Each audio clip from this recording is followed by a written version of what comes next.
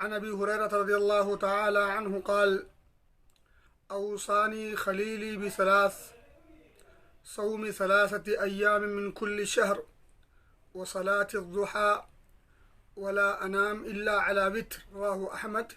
میرے بھائیوں اور دوستو، راوی حدیث فرماتے ہیں میرے جگری دوست نے مجھے 3 چیزوں کی وصیت کی ہے، لا ادعہن حتی اموت. اب دیگر روایت میں ملتا ہے نسائی وغیرہ کی کہ انشاءاللہ ابدا، یعنی وہ 3 وصیتیں جو نبی اکرم صلی اللہ علیہ وسلم نے انہیں کی ہیں، وہ فرماتے ہیں کہ میں ان 3 وصیتوں کو اگر اللہ نے چاہا کبھی بھی اپنی زندگی میں نہیں چھوڑوں گا، اس پر عمل پیرا ہوتا رہوں گا.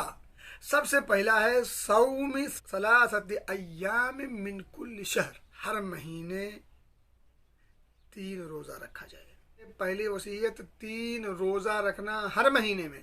وصلاۃ الضحیٰ، اور چاشت کی نماز پڑھنا، کم سے کم 2 رکعت، اور زیادہ سے جہاں تک زیادہ بات ہے تو کچھ علماء نے کہا ہے کہ وہ 8 تک پڑھی جا سکتی ہے، کچھ لوگوں نے اس کی تحدید نہیں کی ہے. اللہ جتنی توفیق دے آپ اتنا بھی پڑھ سکتے ہیں، کوئی حرج کی بات نہیں.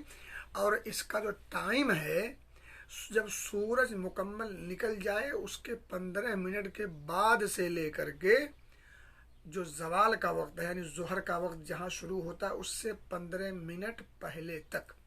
سورج کے نکلنے کے 15 منٹ کے بعد سے ظہر کے وقت کے شروع ہونے سے 15 منٹ پہلے تک. نمبر 3، وتر پڑھے بغیر نہ سوؤں. یہاں 2 چیزیں یاد رکھیں خصوصاً. ایک تو یہ ہے کہ وتر کا تعلق عشاء کی نماز سے نہیں ہے. عشاء کی جو نماز ہے وہ فرض ہے، وہ ایک الگ نماز ہے. وہ جو 5 فرض نمازیں ہیں ان میں سے عشاء ایک ہے، اور وتر اس سے بالکل الگ نماز ہے. وتر کے تعلق سے دوسری بات اور جان لیں کہ آپ وتر کو رات کے یعنی عشاء کے بعد جب بھی چاہیں پڑھ سکتے ہیں. فجر کا وقت داخل ہونے سے پہلے، عشاء کی نماز کے بعد جب بھی چاہیں پڑھ سکتے ہیں.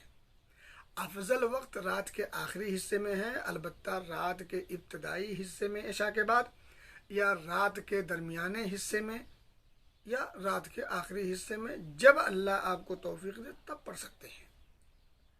البتہ جن لوگوں کو رات کے درمیانی حصے میں یا خصوصاً آخری حصے میں نہ جاگ پانے کا اندیشہ ہو، فوت ہو جانے اور چھوٹ جانے کا ڈر ہو، خدشہ ہو، تو ایسے لوگ اسے پڑھ کر کے ہی سوئیں. نمبر 1، ہر مہینہ 3 روزہ رکھنے کا اہتمام کریں. نمبر 2، صلاۃ الضحیٰ، چاشت کی کم سے کم 2 رکعت پڑھنے کا اہتمام کریں. اور وتر کی نماز پڑھے بغیر نہ سوئیں جب آپ کو نہ اٹھنے کا اندیشہ ہو، نیند کے نہ کھلنے کا خوف ہو.